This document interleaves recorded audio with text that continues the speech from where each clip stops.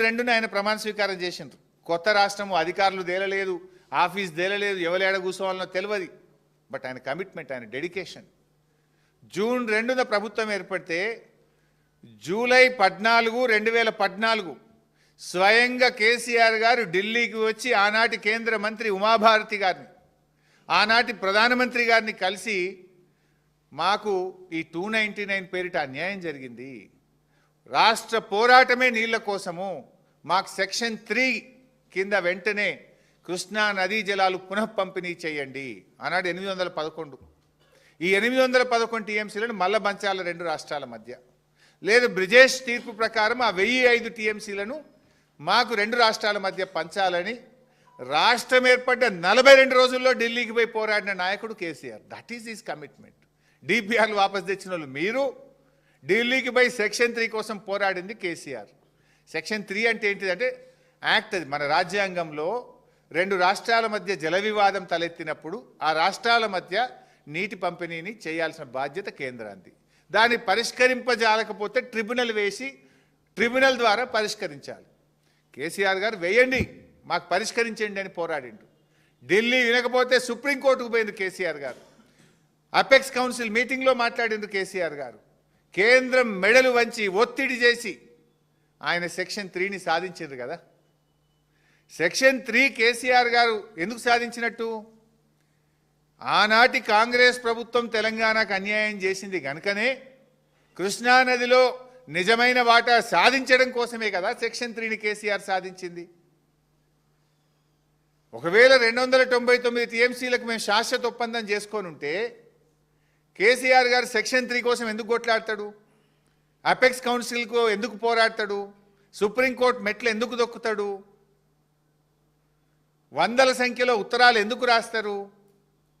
అంటే కాంగ్రెస్ ఉమ్మడి రాష్ట్రంలో అన్యాయం చేసింది కనుక మన వాటా తేలాలని చెప్పి ఆయన సెక్షన్ 3 పోరాడి సాధించిండు కేసీఆర్. ద్రోహులు మీరు, దొంగే దొంగ దొంగ అన్నట్టు మీరు మాట్లాడుతున్నారు. కేసీఆర్ సంతకం పెట్టిండు, ఆడబెట్టిండు చూపి నాకు. రేవంత్ రెడ్డి ఇప్పటికి 100 సార్లు చెప్పిన కేసీఆర్ సంతకం పెట్టిండని. చూపియవే 299కి ఎడబెట్టిండో కేసీఆర్. ఎందుకు చిల్లర మాటలు మాట్లాడుతావు?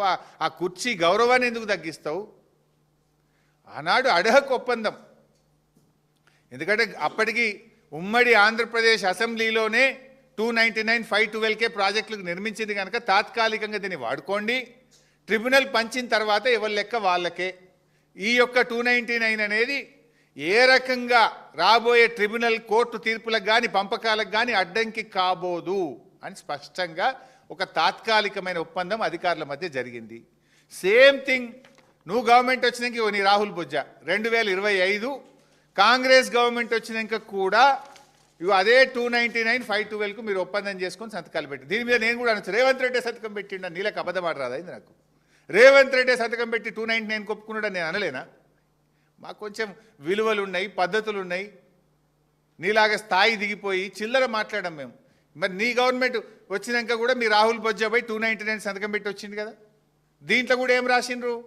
ఎలాంటి భవిష్యత్తులో అప్పుడు మొదటి నుంచి సేమ్ రిప్యుటేషన్ ఉంటుంది. అది ఈ 299 అనేది తాత్కాలిక, ఈ సంవత్సరానికే, భవిష్యత్తుకు ఉండదు, ట్రిబ్యునల్ అవార్డు మీద ఎలాంటి ప్రభావం ఉండబోదు. Same thing.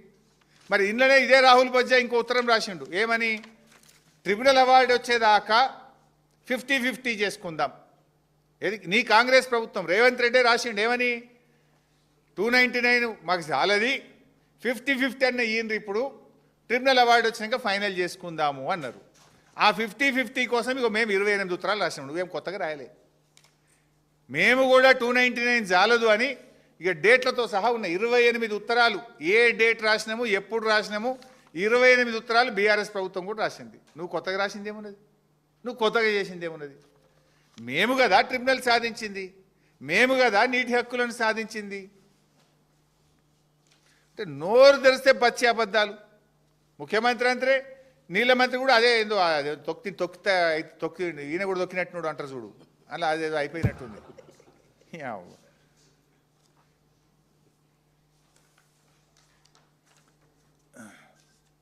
ఇట్లా ఈ చిల్లర మాటలు బంద్ చేయద్దు, నిజాయితీగా మాట్లాడండి. మా కేసీఆర్ గారు ఆయన ప్రాణాన్ని ఫనంగా పెట్టి తెలంగాణ తెచ్చినోడు కదా. ఆయన బతికుండంగా తెలంగాణకు అన్యాయం కానిస్తాడా? అసలు ఎవడు నమ్ముతాడా తెలంగాణలో? కేసీఆర్ ఒక్క చుక్క నీళ్లు వదులుకుంటాడా? తెలంగాణకు అన్యాయం కానిస్తాడు? నువ్వు మాట్లాడుతాడని ఎవడు నమ్మాలి కదనే. 10 ఏళ్లలో 1 ఎకరానికి నీళ్ళు ఇవ్వలేదు అంటాడు ఉత్తమ్ కుమార్ రెడ్డి. నోరా మోరా? నేను అసెంబ్లీలో చెప్పిన, నేను నిలబెట్టి చెప్పిన, నేను కూసోబెట్టి చెప్పినా కదా. నేను సాటుకు చెప్పలే. ఉత్తమ్ కుమార్ రెడ్డిని అసెంబ్లీలో కూసోబెట్టి చెప్పిన, మిస్టర్ ఉత్తమ్ 17,000 ఎకరాలకు కొత్త ఆయకట్టు బీఆర్ఎస్ నీళ్ళు ఇచ్చింది. సారీ క్షమించాలి, 17,24,000 ఎకరాలు. 17,24,000 ఎకరాలకు బీఆర్ఎస్ కొత్త ఆయకట్టు 9.5 ఏళ్ళు ఇచ్చింది. మాకు అలా 2 ఏళ్ళు కరోనా పోయింది.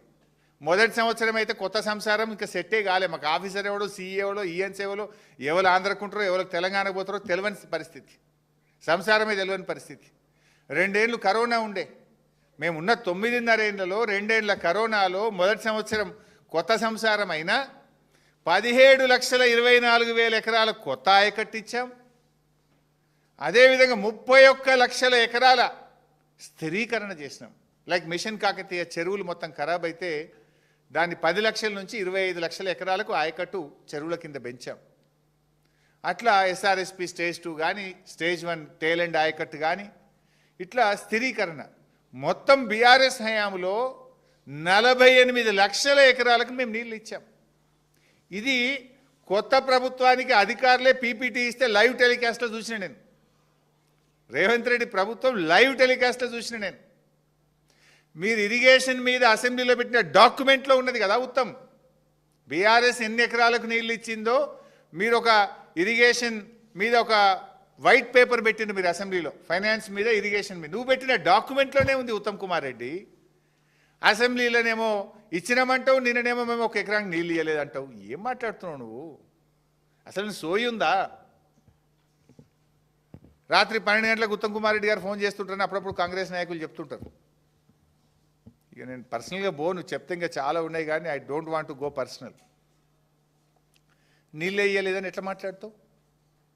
17,24,000 ఎకరాల కొత్త ఆయకట్టుకి ఇచ్చాం. 31 లక్షల ఎకరాలు స్థిరీకరించింది కేసీఆర్ గారి ప్రభుత్వం. ఇక నీ కథ చెప్తా. బడ్జెట్ బుక్కులు కూడా ఉన్నాయి, నేను అసెంబ్లీకి ప్రిపేర్ అయినా, పెడితే అక్కడ చెప్తా వీళ్ళ సంగతి. అసెంబ్లీలో ఉత్తమ్ కుమార్ రెడ్డి గారు బడ్జెట్లో బుక్ పెట్టిండ్రు, ఇరిగేషన్ బడ్జెట్. 2024-25 బడ్జెట్లో ఏం చెప్పిండు ఉత్తమ్ అంటే 6,55,995 ఎకరాలకు నేను నీళ్ళు ఇస్తా అని చెప్పిండు ఉత్తమ్ గారు. 2025-26 బడ్జెట్లో ఏం చెప్పిండంటే 5,05,000 ఎకరాలకు నీళ్ళు ఇస్తా అని బడ్జెట్ బుక్ పెట్టిండు. అంటే 2 సంవత్సరాలు కలిపి 11,60,895 ఎకరాలకు నీళ్ళు ఇస్తామని ఉత్తమ్ కుమార్ రెడ్డి గారు బడ్జెట్ను అసెంబ్లీలో ప్రవేశపెట్టిండ్రు. బల్లలు కొట్టి కాంగ్రెస్ వాళ్ళు పాస్ చేసిండ్రు.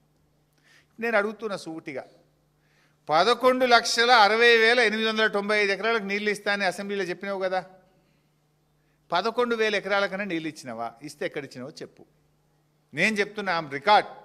17,24,000 ఎకరాల కొత్త ఆయకట్టు ఇచ్చాం.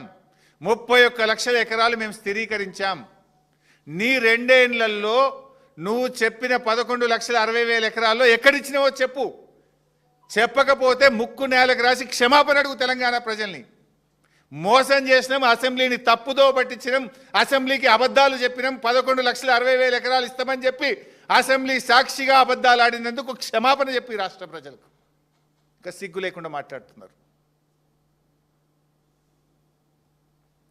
అసలు నీ ప్రభుత్వం చేసింది ఏం చేసింది? కేసీఆర్ గారు కట్టిన చెక్ డ్యాంలను తూటాలు పెట్టి పేల్చేసింది నీ ప్రభుత్వం. వట్టెం పంప్ హౌస్ మునిగిపోయింది, మునిగింది నీ ప్రభుత్వంలో.